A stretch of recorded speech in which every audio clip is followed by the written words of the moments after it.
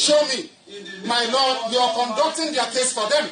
You are the one running their case for them. Let them show me that the Constitution, show me where it says you can waive my right to final written address. And I'll sit down. You have the right to appeal after my... No, my Lord. This is a perversion of the cause of justice. This is not law. It is not law. Can you excuse me? My Lord, I cannot excuse nullity and illegality. Can you let him It's not possible. It is not possible, my Lord. You must show me where the Constitution says you have the right to waive my written address. You must show me. Excuse him. Show me. Show me where it says so. Show me. Show me where it says so. Excuse him. Is that why you brought the cameras? Is that why you brought them today? Please. You didn't bring it before. You brought it today? Please. Show me where it says you can try me on a repeat law. Show me. Please. Show me where it says you can try me on a repeat law. I said, show me. Show me. Excuse Show me. Get the microphone from him. No, leave it. Leave it. Leave it. I said, leave it. It's a court of law. I'm under trial. I'm under trial. I have to speak. I'm under trial and I have to speak.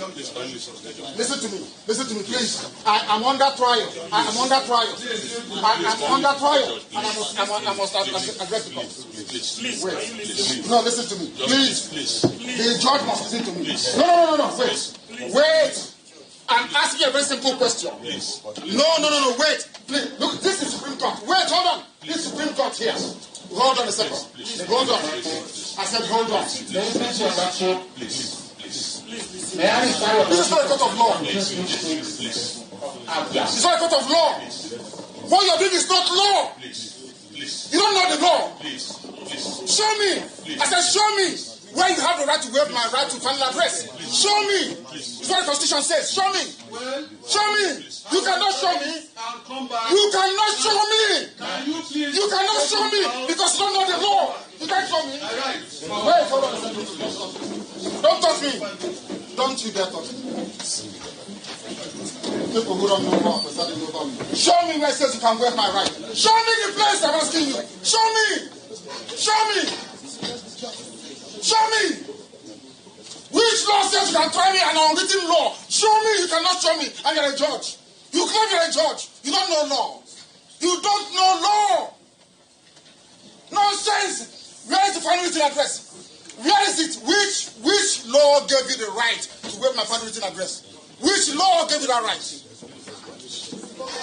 Nonsense. You think I try this with illiterates and you try with me? You are mad. What's this one doing here? What are you doing here? What are you doing here? What are you doing here? What are you doing here? This is the idiot that attacked me. This is the fool that attacked me. That's the idiot that attacked me. That's the fool. Don't touch me. Don't push me. I'm going, don't touch me. I'm warning you, don't touch me. I'm warning you, don't touch me. Don't touch me. Don't touch me. I said, don't touch me. Don't. Smart people. You don't know law. Show me where it says you can waive my right to final address. Show me the law. Show me the law. I want to show me the law. You don't know law. My fellow Africans, brothers and sisters across this great continent, leaders of nations who claim to stand for justice and unity, and all who yearn for true liberation from the chains of oppression, I, Captain Ibrahim Traoré, President of Burkina Faso, stand before you today not as a mere head of state, but as a son of Africa, a warrior in the unending battle against imperialism, corruption, and the divisions that keep us fragmented and weak.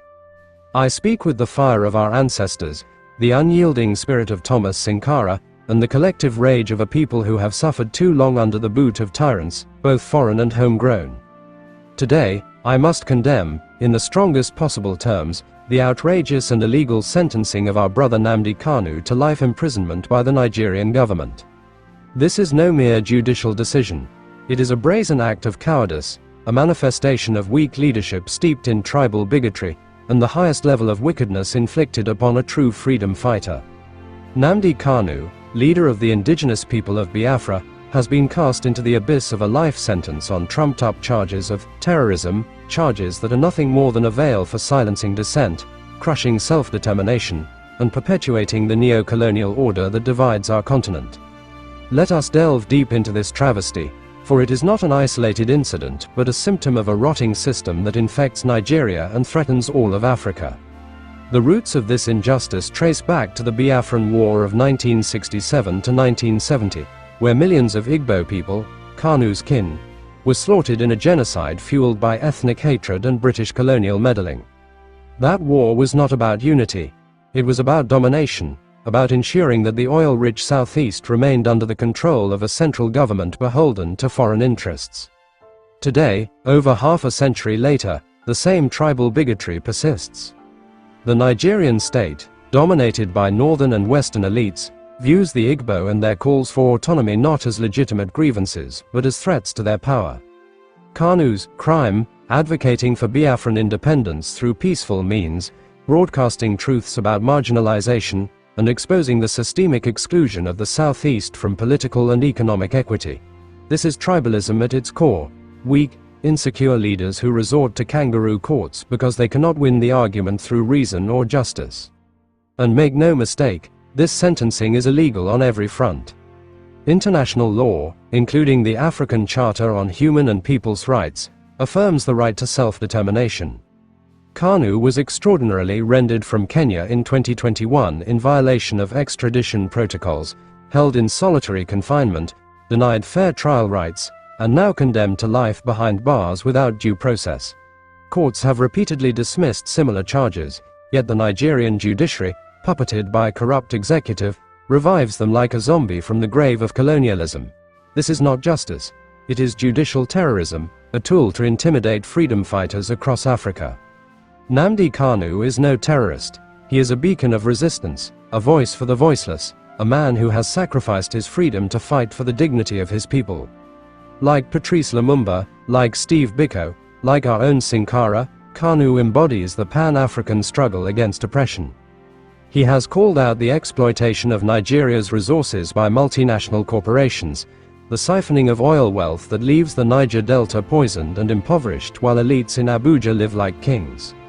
His movement, IPOB, seeks not violence but referendum, not division but true federalism or independence if that's what the people demand. Yet, the Nigerian government labels him a threat because he exposes their complicity in maintaining a system where corruption is the currency of power. Billions in oil revenues vanish into private pockets, elections are rigged with impunity, and security forces massacre protesters while bandits roam free.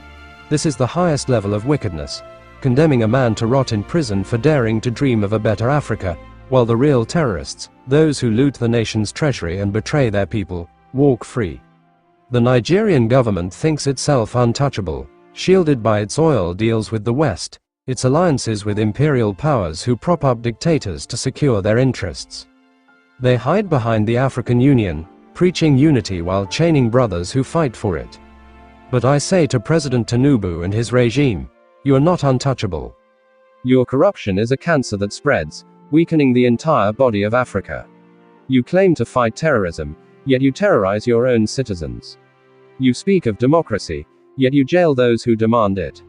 Your actions echo the gatekeepers of colonialism, African leaders who enforce foreign agendas, suppressing movements like Biafra's to keep the continent divided and exploitable. How long will we tolerate this?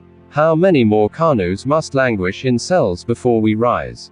This sentencing is a stain on Africa's conscience, a betrayal of our shared history of liberation. It reveals the fragility of post-colonial states, where tribal lines drawn by Europeans still dictate who rules and who suffers. In Burkina Faso, we have cast off such chains, expelling foreign exploiters and building sovereignty through unity and self-reliance. Nigeria must do the same, but its leaders choose bigotry over brotherhood, corruption over courage. They fear Kanu because he represents the awakening of a people tired of being second-class citizens in their own land. The economic sabotage of the Southeast, the deliberate underdevelopment, the ethnic profiling in security forces. This is not strength. It is weakness disguised as authority. We must go deeper still. This is about the soul of Africa. Kanu's plight is ours. If Nigeria can jail a freedom fighter for demanding justice, what stops other regimes from doing the same? From Mali to Niger to South Africa, separatist voices rise because central governments fail to deliver equity. Tribal bigotry in Nigeria mirrors ethnic divisions elsewhere, Hutu versus Tutsi in Rwanda, Amhara versus Tigray in Ethiopia, all legacies of colonial divide and rule. The Nigerian government's arrogance, thinking itself untouchable, stems from its unholy pacts with the IMF, World Bank, and oil giants who fund their repression. They believe Africa's silence grants them impunity, but I tell you, the tide is turning. Pan-Africanists like myself see Kanu not as a regional agitator, but as a continental hero, fighting the same battle we wage against neo-colonialism. The wickedness here is profound. Sentencing a man to life for words, for ideas, while the corrupt elite evade accountability for embezzling fortunes that could feed nations. Nigeria's government parades as Africa's giant, yet it crushes its own underfoot. Kanu, in his defiance, shouted in court against this farce, exposing the sham trial for what it is, a theater of injustice directed by puppeteers in London and Washington. This is tribal bigotry weaponized. The Igbo, historically innovative and resilient, are punished for refusing subjugation, labeled troublemakers, to justify their oppression. But we cannot stop here in our condemnation. The layers of this corruption run even deeper, intertwined with the very pillars that should uphold justice, the Nigerian judiciary itself. I turn my gaze now to the judges who have stained their robes with the blood of fairness, those who accepted to preside over this lawless trial against our brother Nnamdi Kanu. Judges like Justice James Omotosho, who on November 20, 2025, delivered this sham verdict in Abuja, sentencing Kanu to life imprisonment on fabricated terrorism charges while showing mercy by sparing him the death penalty that prosecutors demanded. This is no act of mercy. It is complicity in tyranny, a deliberate perversion of the law to serve the whims of a corrupt regime. These judges are not guardians of justice. They are its enemies, perpetrators of injustice against the common man, and architects of a lawless state where the gavel strikes not for truth but for political expediency. Let us peel back the layers of this judicial betrayal, for it reveals a system rotten to its core. In Nigeria, judges are appointed through a process hijacked by executive interference, where loyalty to the ruling elite trumps merit or independence. The National Judicial Council, meant to safeguard judicial integrity, has become a rubber stamp for presidential favorites, allowing figures like Omotosho to ascend to the bench not through impartial wisdom but through alliances with power brokers in Abuja. This judge, in Kanu's case, oversaw a trial marred by procedural violations, denying bail despite health concerns, ignoring appeals court rulings that had previously dismissed charges, and proceeding amid Kanu's protests and removal from the courtroom for unruly conduct when he dared to challenge the farce unfolding before him. How can a man be sentenced to life when the evidence consists of broadcasts exposing corruption, words twisted into terrorism by a state desperate to silence dissent? Omotosho and his ilk know this trial was lawless from the start.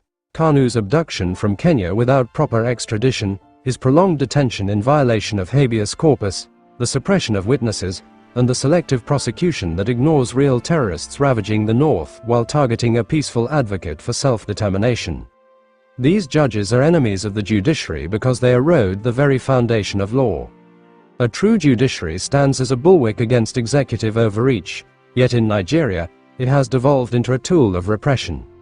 Remember how Justice Binta Nyako, who initially handled the case, recused herself amid allegations of bias, only for the baton to pass to another willing participant in this charade. The pattern is clear. Judges who dare to rule against the government face transfers, intimidation, or worse, while those who toe the line are rewarded with promotions and perks. This is not justice. It is judicial prostitution, where verdicts are bought with the currency of fear and favoritism. By condemning Kanu, a man whose crimes include calling for a referendum on Biafran independence, much like Scotland or Catalonia, these judges perpetuate tribal bigotry, ensuring that Igbo voices remain marginalized in a federation that favors the powerful few over the oppressed many. Deeper still, they are perpetrators of injustice against the common man, the everyday Nigerian who looks to the courts for redress but finds only despair. Imagine the farmer in the southeast whose land is seized for oil exploitation, the youth protesting police brutality only to be gunned down, or the widow denied her rights because she hails from the wrong tribe. all while judges like Omotosho turn a blind eye, sentencing freedom fighters to life while corrupt officials walk free. This injustice cascades. It emboldens bandits in the north, fuels insurgencies in the delta, and deepens poverty across the nation, where 133 million Nigerians live in multi-dimensional poverty because resources are looted with impunity. The common man suffers most, his vote stolen in rigged elections, his rights trampled in biased courts, his future chained by a system that protects the elite. Kanu's sentencing is a message to all. Dare to speak truth, and the judiciary will bury you alive. In doing so, these judges have transformed Nigeria into a lawless state, where the rule of law is a myth peddled to the international community. A nation where courts convict on flimsy evidence, ignore international covenants like the International Covenant on Civil and Political Rights, and allow the executive to dictate outcomes. This is not a democracy but a dictatorship in judicial garb. Lawlessness breeds chaos. See how Kanu's trial has sparked protests, deepened ethnic divides, and invited global condemnation. Yet the judges persist, their decisions echoing the apartheid-era courts of South Africa or the kangaroo tribunals of colonial eras. They make Nigeria untouchable in the worst way, isolated from justice, alienated from its people, and vulnerable to collapse.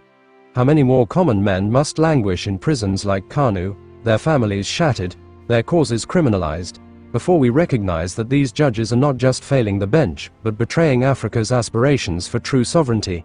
We must probe even further into this abyss of judicial corruption, for it connects to